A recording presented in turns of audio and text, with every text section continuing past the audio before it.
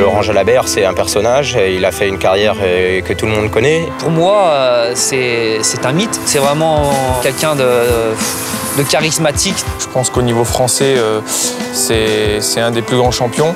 On le respecte par rapport à ça et c'était un monsieur, quoi.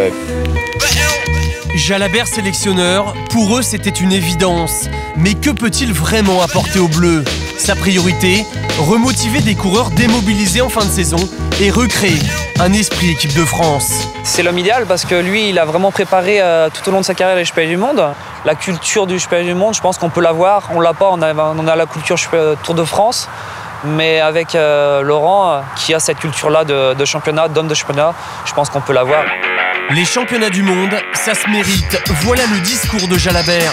Pas de privilèges ni de passe-droit, juste des preuves et en échange de la confiance comme celle accordée aux champions de France qui évoluent pourtant en 3e division mondiale. C'est sûr que moi, ça me donne confiance.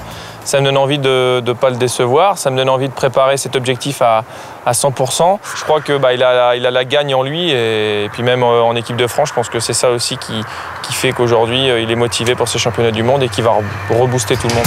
Rebooster ses coureurs et les convaincre qu'ils peuvent devenir champions du monde. Sous l'influence de Jalabert, Pierrick Fédrigo, qui boudait l'équipe de France, dispute la Vuelta pour préparer les mondiaux. Christophe Lemaivel, lui, va reconnaître le parcours de Mendrisio la semaine prochaine. On vous le disait, le message est en train de passer. Faut pas se prendre pour quelqu'un d'autre, mais il faut pas y aller pour faire le nombre et pour que l'équipe de France soit au départ, quoi. On y va pour faire un résultat. Et pourquoi pas refaire le coup de 97. Cette année-là, Laurent Brochard remporte le maillot arc-en-ciel. 2 jours plus tôt, un certain Laurent Jalabert devient champion du monde du contre-la-montre. En attendant, de leur côté, les petits bleus ont un message à faire passer.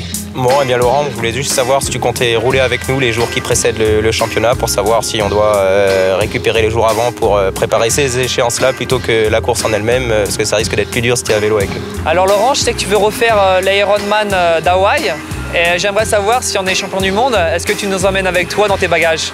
Bon, Jaja, s'il y a un des coureurs français qui est champion du monde, est-ce qu'on est prêt à prendre le pari tous de se raser la tête comme les handballeurs, les barjots à l'époque?